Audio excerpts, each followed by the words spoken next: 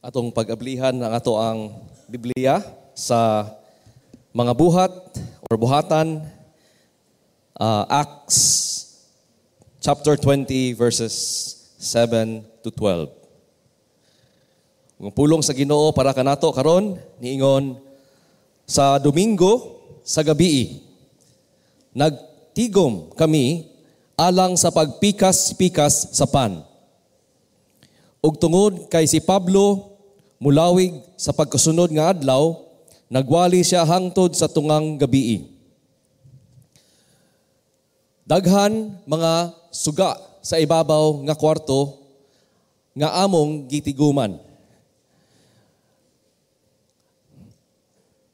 Unya sa bersikulo 9 naay batan-on didto nga ginganlang Eutychus nga naglingkod sa bintana og tungod kay ang wali ni Pablo, murag familiar sa jikap no, taas kaayo, gadukwa siya og sa kadugayan nakatulog og na hinamok og nahulog siya sa bintana.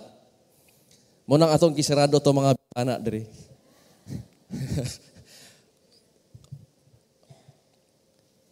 Sa ikatulo nga andana, no? 3 stories high. Sa pag-alsa nila kaniya, patay na siya. Apan nanaog si Pablo ug gihapan niya si Eutychus o gigakos. Dayon miingon siya sa mga tao, ayaw ka mo kabalaka. Buhi siya. Ug mibalik si Pablo sa taas. Nagpikas-pikas sa pan ug mikaon. Sa nakakaon na siya, miwali pagayod siya kanila hang sa pagsubag sa adlaw. Dayon, milakaw siya. Ang batanon nga si Eutychus nga nahulog, ilang kidala pauli nga buhi, og nalipay gayod siya. Ang punto lang sa atong mensahe karong adlaw is, kung matulog mo sa akong wali, it is dangerous to your health. Tara, mangulit na ta. Dili. So, pwede dara ako mo-focus, no? Pero dili. Kay,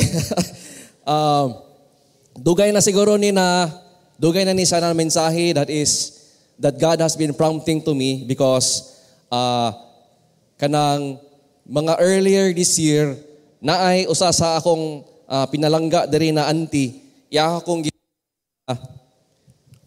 gi-request na tudlo sa ilahang wider group, sa ilang small group, na about fellowship. And actually, na tingala ko ato na request kay nag-assume ko, di ba kuhan man na siya, basic Christianity. Ganong kakaputol-putol mo ko? Basic Christianity na siya, no? So basin mahimo ta og Gwen Garcia mo to, no, sa Cebu. Kung nakita mo to sa video, no, sige sa kaputlan og microphone, basin okay. Sige, okay, better. So, no, now, natingala ko ato, kay abi na ako, nag-assume ko na it's something all of us, nasabtan na. All of us are kind of doing na. Taken for granted na ako ba na sabutabol. Ingon pa sa usa ka radio station, kailangan pa ba i-memorize yan? No? Or mga, kailangan pa rin na siya itudlo. And I believe when we did go through the Bible about it, nindot kayo na time, and usato sa kitanom sa Ginoo sa ako, and I considered it. And then, if nakapansin mo or nag-ihap mo, sa pila na simana nilabay, ikaupat na ni karon na Domingo na gi-allow ta, gitugtan ta sa Ginoo na mobalhin na diri sa sulod. No? And sa upat ka simana, sige yapon tag-adjust, no, kung unsa ang temperature sa atong aircon para dili kayo mo mabugnawan, di kayo mo maigigangan, og no, dili mo makatulog.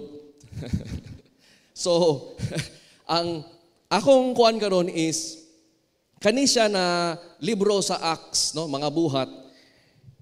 Ang tawag ani sa iyahang kasulatan is mura ni siya nagtell ka og story or narrative, no? narrative. There's a story of what's actually going on, no? Na gisulat ni Dr. Luke ang nahitabo sa una in a narrative form. So, naani siya katuyuan sa Diyos. And ang akong gusto para sa ato at today is consider nato nganong sa unang panahon, grabe sila ka-devoted sa fellowship. Nganong ang usa ka Kristohanon di ay dapat gyud di ay maghinigugmaay sa iyang kauban na mga believers o kung aham sila magatipok locally, no, even to the local church. So ang akong title for this message is ang Kristohanong devotion, no, to fellowship.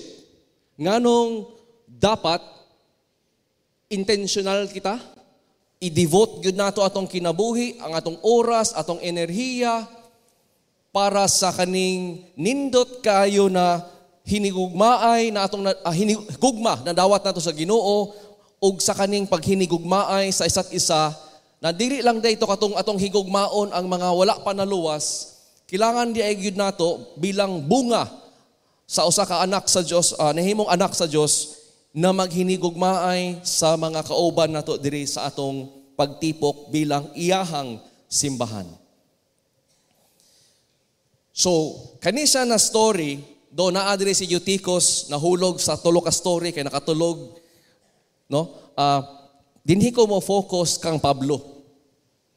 Ug kang Pablo, do wala nato na dili nato makita diri nang giingon ni no na gihigugma ni Pablo ang simbahan, gihigugma ni Pablo ang mga Christians, makita nato dinhi sa pag-tell og story ni Dr. Luke. Makita nato sa iyang buhat, in other words, no? Kabalo man ta no na ang pag-say I love you dili lang isulti sa words, it should also be demonstrated. No, ipakita sa aksyon. Kung magtugma ang atong pulong o atong binuhatan, then mo na ang insakto. There's something wrong kung no storya ta I love you, pero atong binuhatan, dili labing. There's a problem with that. So, makita nato on the onset, sa kanina description or narrative ni Pablo is that grabe ang paghigugma ni Pablo sa simbahan. Kung mutanaw ka sa verse 1 of chapter 20, no? Naay gubot na hitabo. O mapantayan na nimo kung basahon nimo ang chapter 19, naay gubot na hitabo didto kay nagrayot ang mga katawhan sa syudad sa Ephesus kay nayabo naman ang mga negosyo sa taghimo og idolo, no? Kay while nagwali og nagtudlo og nag-share the gospel si Pablo diha sa syudad, daghan naman gakaluwas. And no, dili naman mamalit sa ilahang mga produkto, mga idolo, no? And so siyempre, nayabo may ilang kaldero, suko sila, ilahang sumbong ilang gidasok o nang damay sila na nag-assemble sila og riot, no? Sa chapter 19. And mo ninong tungod sana, human sa kasamok, ang gibuhat ni Pablo, imbes moingon siya, kapoy man diri no, balhin ta bay kay delikado ta diri. Gipatawag ni Pablo ang mga sumusunod na ni Jesus, mga followers of Jesus, ug unsay ang gibuhat? Gidasig niya sila. Ug dayon na namilit siya nga moadto na dayon sa Macedonia. So makita gyud nimo ang dedication ni Pablo is that makita nimo na love kay niya ang simbahan kay maski mabutang siya sa peligro, mabutang sa delikado ang iyang kinabuhi, ihagyapong padayunon ang pagpakita og love, og devotion, og ihagyapong moapil gihapon siya. Mutawag gihapon siya na magtipok ta. Ali bi. Kay no, ganahan kay ko makikita ninyo. Kung mabantayan nimo iyang mga kasulatan sa mga epistles, no? Makita gyud nimo dito again and again, grabe akong pag-ampo ninyo, grabe gusto kay ko moadto sa inyo, mo bisita sa inyo, makita gyud nimo iyang love na gusto gyud siya mo appeal sa ilahang mga tipok-tipok. Even if mabutang sa peligro ang iyang kinabuhi. Daghan mga lugar ang iyang gipangadtuan ingon ang verse 2, no? ug makita nimo sa bawat lugar na iyahang adtuan, muapil gyud siya sa mga tipok sa mga magtotoo tungod kay gihigugma man niya ang brethren, ang mga fellow Christians. Normal na siya. Dili na siya si Pablo lang. Mo na ang makaingon si Pablo, no? Sunda ko as nisunod ko ni Kristo. So nakita nato na ang iyang great love for the church maging klaro sa iyang binuhatan na bisan asa siya no lugar, maski butang siya sa peligro, makigtipok gayud siya, makig-fellowship gayud siya sa mga fellow believers. Makita nimo no na sa verse 3 na nahibaw-an niya na plano na patyon siya and ni adto siya sa laing lugar pero sa pagpanahon na ni adto siya dito nakigtipok na pud siya sa mga fellow believers. Nag-fellowship na pud siya. Dili lang sa panahon na mga peligro, no? Kita tanan dili man ta mabutang sa makadawat ta og death threat, no? Tawagan ta kung adto ka dias di ka patyon gyud ka, dili man ta halos tanan makadawat og ingana, pero usually naata sa ikaduha na kategorya. Unsa man ang katuha na kategorya? Kapoy man, di ko ganahan mo adto, way gana, sakit ako ulo, no? Or nakoy gibati, or busy man ko. Dana ta usually. Ma-inconvenient ta or tungod sa ka, no? Lisod sa panahon, maabot ta sa kanang, no? Maipit ta sa oras or kakulang atong oras. And sa papilion ta ahaman ta mo padulong dito ta mupili sa atong giadto sa mas importante. Pero ginaauhag ta mo karon na sundon nato si Pablo kay nabantayan nimo sa bersikulo 7 og tungod kay si Pablo, no, naa siya biyahe, mulawig siya sa pagkasunod nga adlaw. Ubiyahe na siya. So tungod ana, mulakaw naman siya pagkaugma, nagwali siya sa ilang fellowship hangtod sa tungang gabii. Kay grabe man ang iyahang devotion, iyahang love, commitment sa ila. Na even if mabutang siya sa inconvenient times, inconvenient time na biyan ng alas 12 sa kadlawon, no? Taman ka diha. And yet, grabe ang iyahang paghigugma o grabe ang paghigugma sa simbahan, sa isa't isa sa ila na sige lang, okay lang, no? Let's spend more time together. Ug sa diha, no, motong nahitabo na ni Eutychus, dili man siguro gituyo ni Eutychus sa sugdanan pa lang, no, nagdala na siya habol, unlan, kabalo, gusto gyud siya matulog sa sugdanan pa lang, kun dili naningkamot taon si Eutychus na maminaw, pero ngayon dugay mo gyud ang wali ni Pablo, no, nakatulog siya. Ug dili gyud nato mahibaw-an na Hudiyo gyud si Pablo. No, Hudiyo gyud si Pablo. Kay kung Pilipino pa ni si Pablo, paghulog ni Eutychus, pagpunit anak niya, moingon man siya, ay wa pa man nag 5 seconds, okay pa ni si Eutychus. No? Okay ra. Wa pa man nag 5 minutes. So, pero nakita na to na na-interruption and yet, unsay gibuhat nila, no?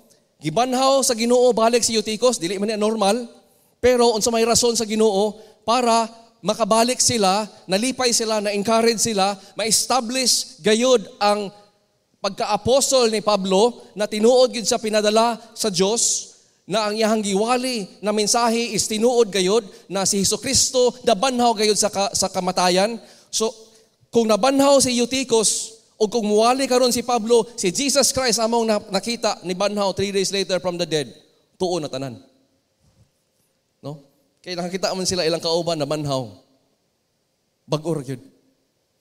And so, dili man na siya normal, dili man na itugot sa Ginoo permanente, permi sa ato, pero naikatayuan ng Diyos nga no, yung gitugot ato na panahon, and it was to establish the ministry and the church sa una. Now, nakita nato karon sa versikulo 11 is that paghuman ato na milagro, balik sila sa taas, nga naman, nag-share sila sa Lord's Supper, they ate together, and nilahutay sila, bikan sa kadlawo, sa tunga-tunga sa gabi, taman sa kadlawon. Such devotion, no? Now, akong question para sa ato, kadumdum mo kinsa ni Pablo sa una? Kadumdum mo kinsa ni siya sa una? He hated the church. He was a hater, not a lover of the church. Di ba? Hate kanya ang ni-convert from Judaism to this kulto na the way na nisunod kang Hesukristo na iyahang panggukdon, iyahang pangprisuhon, lipay kaysa o approval kaysa nagibato nila si Stephen na namatay. Naa siya dito. Thumbs up siya dito. Because he hated Christians. Why would now, ngano man unsay nausab na si Pablo, ingani naman. O nganong dapat tanan anak sa Diyos, ingani man. Unsa may basis sa gugma sa usa ka Kristohanon na hinigugon man gyud niya dapat ang iyahang kauban na mga believers. 1 John chapter 4, 19 to 21. Ug naingon diha, nihigugma ta sa isa't isa. Tungod, gihigugma ta una sa Dios una. Naay mausab mga igsuon, kung ma-born again ka by the grace of God. Naay mabag-o sa imong kasing-kasing na kung wala na sa una before ka gibag-o sa Ginoo. Pag luwas sa Ginoo nimo, naa siya ihatag na gugma na dili lang karon taman sa imong pamilya, sa imong papa, sa imong mama, sa imong mga anak, sa imong mga lolo, lola, dili lang sa imong mga igagaw, kung dili para sa imong tanan kauban dinhi sa simbahan sa Diyos. Bahala, naka sa Cagayan de Oro, naka sa Cebu, naka sa Manila, or naka sa gawas. Bisan asa ka mo adto, kung naay Kristohanon didto, naay paghinigugmaay diretso na ihatag sa Ginoo. We love each other because He loved us first. Mo din na ang munang normal ni. Munang nag-assume ko na tiri sa GCAF, kung luwas ta, naan na ni. And yet, nakarealize ko ba, tama no? Dili lang data mo assume, itudlo man na gihapon ni. And so I praise and thank God, my dear sister, my dear auntie, nagiingnan ko, tudlo imibi. And so, no, in verse 20, niingon man diha, if naaman sa ato adinhi, na miingon, Kristohanon ko, gihigugma na ako ang Diyos, pero wala siya paghigugma sa iyang igsuon, iyang brother, iyang sister. He hates a Christian brother or a sister. Ingon ang pulong sa Diyos na makakna siya. Dili tinuod ang iyang pag-iingon na love niya ang Diyos. Do you see? Na kani siya gi-expect sa Ginoo nga naman gihatag man niya sa tanan anak niya.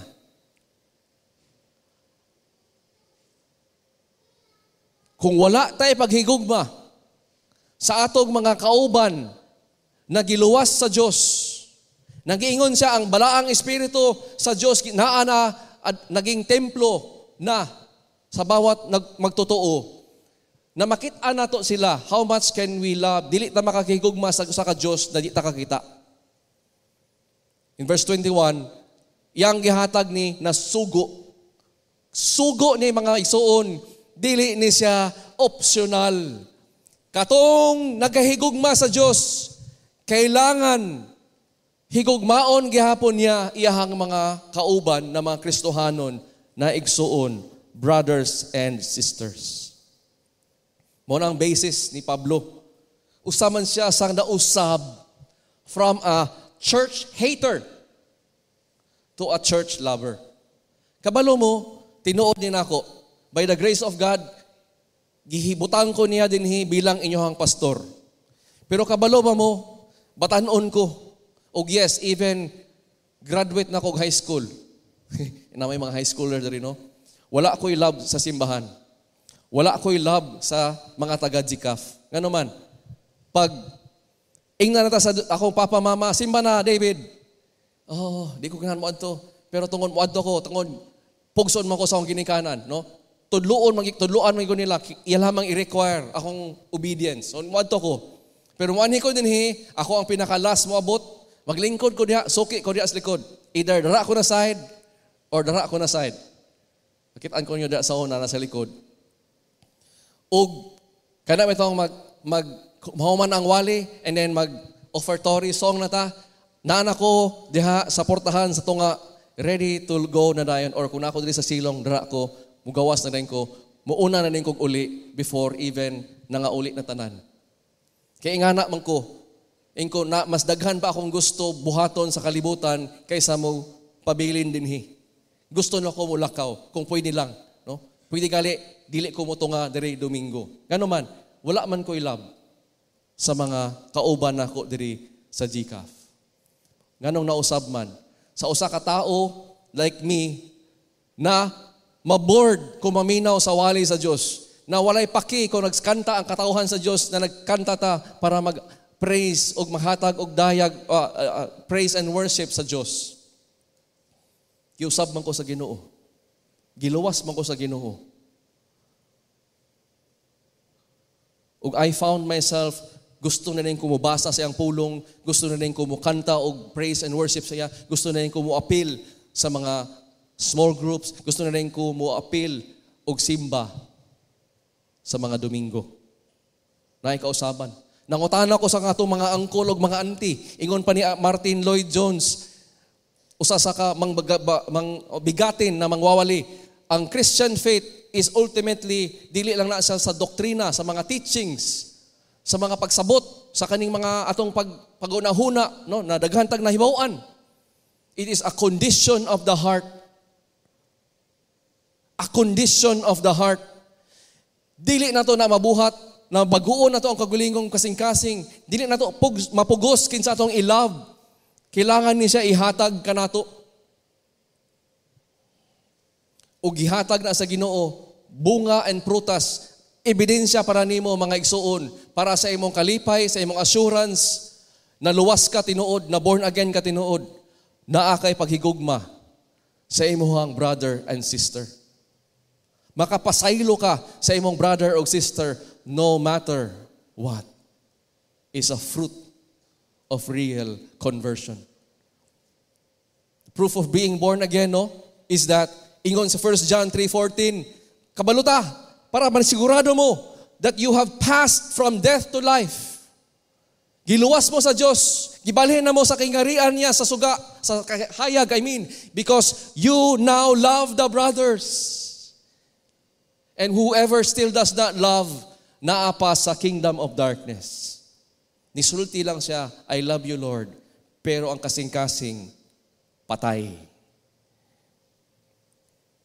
Ingon pa ni D.A. Carson, a good theologian, no? Love the church because Jesus loves it. The change na bag-o na tao, the new creation that is now us, kung giluwas kita by grace through faith, is that you will love what God loves. You will hate what God hates. And God loves the church. God loves you. Each and every one of us. Ingon pa ni Dietrich Bonhoeffer, the physical presence of other Christians is a source of incomparable joy and strength to the believer. Grabe, no? Ang fellowship di ay, nganong ganahan kita mo appeal, nganong si Pablo ganahan kay siya mo appeal, busy kay siya, kay naade siya blessing, no? The blessing of joy, the blessing of being encouraged. Wala ko'y kusog, kapoy na. Pero pag mo-appeal ko sa mga fellowship, musimba ko kuyog din sa GCAF, madasig ko balik. Discourage kay ko sa Badog, discourage kay ko sa atong Friday, Thursday. Pero pagkita na ko sa iyong dagway, nagngisi na ako. Wow. Salamat Lord, na ay blessing. How many times na again, giprove na sa Ginoo sa ako Di ko gusto mo bangon. Kapoy man, Lord, bugnaw panahon, lami kayo makubot, balik, tulog balik. Ulan-ulan na ba? Pero pag anhin ako, murag, wala diretso ang kapoy. Thank you, Lord, for bringing me here. Naagyoday joy and strength. Dili lang na siya basta-basta. Ingon pa ni Auntie Corrie ten Boom, no? The survival of the Jewish Holocaust. When a Christian will shun fellowship with other Christian, no? For whatever reason, malipay ang yawa. Mungisi ang yawa. Moingon pa si Charles Spurgeon, mga uban Kristohanon, they try to be a Rambo, no? Go to heaven alone. I don't need others. Diba? I can make it through life without assembling together in a local church. But believers are not like bears. Dili ta lion, dili ta solitary animal. We are sheep. Ingon pa ni Spurgeon, ang mga sheep, di ba? Mura na sila grupo-grupo gina. Waham tong usa grupo, di ba? Ana grupo ingana dita.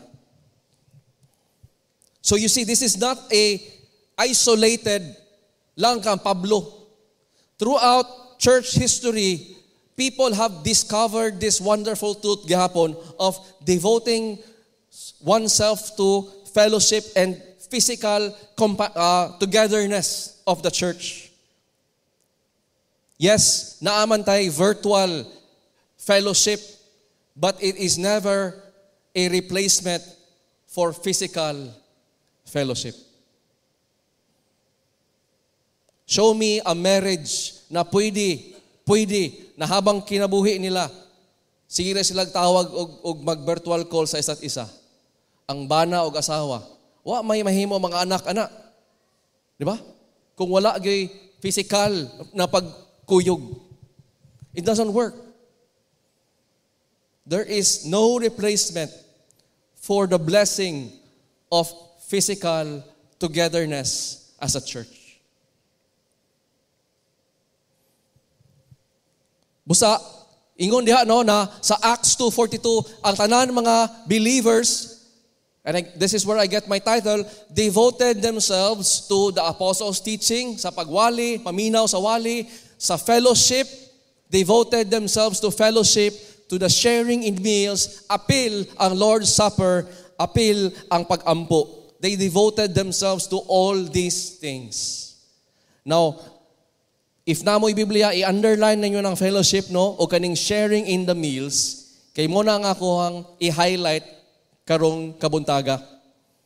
Mabalik ko sa akong text, Acts 20 verse 7. So kasabot na mo ha, na kani siya, dili lang ni siya dinhi sa Acts 20 na 7 na story na dana lang sa ilang panahon. Tinuod yun for all time. Na dapat maghinigugmaay gyud sa isa-isa. Dapat devoted to fellowship gyud ta sa isa't isa. And makita nato karon sa Acts 27, and gusto nato ni maawat, no? On the first day of the week, we gathered with the local believers to share in the Lord's Supper. Nagtipok sila. First day of the week is Sunday, no? Kaya ang Sabbath day nila sa una is Saturday, but sa mga Jews, pero on the first day of the week, ang mga Christians gathered, that's a Sunday, o nag-gather sila sa gabi. So, but that's another topic. Ang atong i-focus lang karon is the Lord's Supper. Now, the Lord's Supper, atong buhaton karon, if na-notice nimo na yung mga lamisa dire all over the hall, we're gonna have communion. That's one very good understanding of the Lord's Supper. Tinuod. But sa una, gi-practice pod nila, they call it the agape feast. The Lord's Supper was both the communion in obedience to the ordinance of the Lord, na mag-communion ta until He comes again and again, buhaton yun nato na, but it was also called or a practice as a love feast. Sorry, agape meal, no? Agape feast or love feast. Unsay pasabot sa agape meal? Pasensyahi ang terminology, pero sa Pilipino, ang tawag na to ana is magpatlak. Binuhatan man nagyapon nato, no? alibi, tipok-tipok ta. Ang samaya itong kuhan eh. Patlak ta ba eh? Oh, patlak. Basta magtipok na patlak. Kung Christian setting, ginabuhat na gyapon nato karon. Muna ang basically ang agape feast. Magpatlak ang mga Kristohanon. So kanina panahon sa Acts 20, nagpatlak ni sila. Okay? Nagpatlak ni sila. Busa, baski nahulog na si Eutychus, naog si Pablo, kadumdum ni sa, lamia itong kwan, uy, humba ni Ronron, no? Lami itong litson na ito. Buhi na ka, okay na ka, balik ta. Saka ta. Kaon na ta. O, pag magbusog, wali na balik, pak. Dahil na po inerihiya, no? Kay basta good food, good times, di ba? Energy na po, taman kadlawon, di ba? So may imagine ni mo na lingaw to na panahon. And, no? Atong na-realize, by the grace of God, kato akong beloved auntie nang ingon, ingna ko bi, tudlo yang among group. Kabo ka, ginabuhat ni sa daghan kaayo. And one of that picture na to is, every 7 o'clock, natay makita diri na grupo na mag-love feast na sila. No? Magdalag kape, pan, mga kakanin, mag-share na sila. That's a love feast. Kana ako makita sa itong mga wider groups, mag-outing, magpatlak, no? That's a love feast. No? Na nagkaon mo, ginabuhat na to diri sa GCAF. But I'm gonna challenge all of us to do it more and to do it with more people. Dili lang sa atong naandan na grupo. So, nga naman, kay namay rin panahon sa una na naabusar ang love feast. Kaning agape feast. Supposedly love. So yan, naabusar siya sa una and pwede po nato mabalik kung dili ta makabantay. How was it abused in the past? Well, in 1 Corinthians 11, maingon diha, ikasabaan niya ang Corinthian na church, si Pablo, ingon siya, kamo ba, kung mag-love feast mo diha, patlak mo diha, well, you're not actually doing and celebrating the Lord's Supper. Nga naman, because, kamo raman. You are just eating before everyone goes to the meeting. Kana yung gidala na, imagine no, patlak tabay. Ikaw dala sa litson, ikaw dala sa humba. Pero pag abot yung tipok, ang nidala sa litson, siya rin mukhaon siyang litson, di siya mo share. No, nagdala sa pasayan, siya rin mukhaon siyang pasayan, di siya mo share. And somehow, ingon siya, naayuban na ito mga kauban, di ka afford. No? Kaya nga naman ang simbahan, naiuban, naikaya, naiuban, wala. Pag gather nila together for love feast, maski katong walay kaya na makadalag yung maski usa ka plato or tinidor, makakaon gapon. Naabusar siya sa una kay katurang mga naay mga kaya, nag-iya-iya na rin sila. So magtipok ang simbahan, naay grupo, lipay kayo, busog kayo, grabe pa eh. BH ta, pero naiuban, nanguli, wala. Kung duha, number 2 ang hall rin, pagawas, number 4 na, pahuot bukos. No? Huot bukos na lang ta. Di ba? Wala sila. Ingon si Pablo, nitipok pa mo. Dapat sa inyong balay na lang mo nangaon. In other words, naabusar nila. They were just thinking about themselves. There was a selfishness to it. There was a gluttony to it. Bulaos na dayon. No? And so, ingon ko, guilty ba ang GCAF, ani? Pwede ta maging guilty, no? Kung atong pamilya ratong ginahuna. Nakita na ako, bitaw, katong nag-celebrate ta 4 Sundays ago, and na-rediscover na to, again, wala tayong inbintoan eh, pero na-rediscover na to ang joy na ang entero GCAF nag-fellowship meal. No? Naiuban, naikaya, naghatag more, naiuban, mas walay kaya, no? Yang gidala, yang kagulingon na gyud. Pero nakakaon tanan. No? Lipay, no? And then, ingon ko, maybe we should do more, not less. Maybe sa atong ginabuhat, kay atong kultura sa una, abi na ako, di ginato makita na again, is that, di ba kung manghumanta, labaw na kanina sa alas city, naamang yun, no? Lagi ka fellowship. Pero most of us goes home right away. Kaya nga naman, naatay mga lakaw-lakaw, kanya-kanya with our family that we will have love feasts with. Meaning, every Sunday, a Filipino family, normally, typically, makigtipok sa ilang kagulingon na pamilya lang. So busa akong hangyo sa atoa, maybe do more and do with more people. Maybe what we can do is, instead of kamo lang permi every Sunday, manginbitar mo usa, duha, or maybe another family, puli-puli or lain-lain, and you get to know more, exchange stories more, no? Maybe, no? Baski mo adto mo restaurant, dili na lang mo sa GCAF open area. No? Naana mo si Joyful Channel na mag-serve og food and have your meals here. No? And na din mo mainbitar og mailhan, mahalubilo more and more. And you will experience joy. Maybe you can do more. Kay naabusar man day sa ani sa una, nagkanya-kanya. Yang iya na iya aho-aho ba? And so dili ta gusto na mahitabo ta no na kasab-an ta ni Jesus Christ bilang simbahan. Naa siya kasab-an na simbahan, naingon siya, kamo mga simbahan sa Ephesus, sada kay mo no, ngindot kayong gibuhat kay barog gayon mo sa kamatuoran, di niyo gina-tolerate ang mga evil people, inyo gina-examine yun ang mga tinuod na doktrina, dili mo tolerate og liars, but kabalo po ko na ganahan ko sa inyo kay no, bahala nagsuffer mo, ni-endure gyud mo, ni-persevere gyud mo. So in other words, tinuod sila ng simbahan. Pero ingon si Jesus Christ, na ako'y reklamo sa inyo. Wala mo naghigugma kanako o wala mo naghinigugmaay sa isa't isa.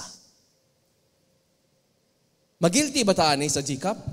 Pwede dili, no? Kung pwede ta maminaw sa Diyos, maybe we can love, extend our love. Naan naman, I affirm the love in GCAF that I see.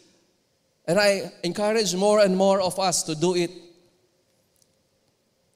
Expand our circles. Expand our love feasts. So muna, naibalik tamo sa pag-remember.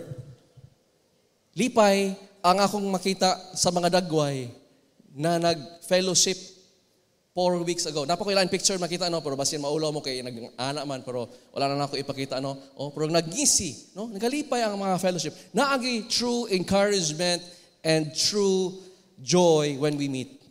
And maybe that's what we need to do more in GCAF. Pwede ba, mga taga-GCAF, we will now make a intentional declaration to the Lord. We will devote ourselves to the Lord's teaching, to the fellowship with brothers and sisters more. We will devote ourselves to prayer, and we will grow together in love for the Lord and for each other. Amen ba? Amen. Magampo ta. Ginoo, salamat Lord sa imong pulong. Salamat Lord kay ikaw gyud ang kabalo unsaon pagpadasig kanamo. Sa imong gihatag Lord ang nindot kay nimo na simbahan na maging part kami. You did not call us from the kingdom of darkness and into the kingdom of light na maging kami lang, but you called us into a family, your family. So I pray Lord sa among na learn na love as natural people, na mo love yun mi sa among own biological family, Lord. Among i-pray, Lord, na kani imong gilove na imong gihatag kanamo, imo kaming gibag-o, amo kaning himo intentional na kung bisan asa kami mo adto, makigtipok gayud kayo in fellowship, mo devote gud me sa teaching and the word and the listening of the word, so that ang Christian fellowship, Lord, would show to the rest of the people in this entire world na ang paghinigugmaay namo is real and the love of God is real. And ikaw ang mag-glorify in all things. So I pray you would encourage and strengthen ang tanan namo diri na kongregasyon. Magplano kami intentionally. We will make resolutions to have more wonderful biblical Christian fellowships. Lord, in Jesus' name, amen.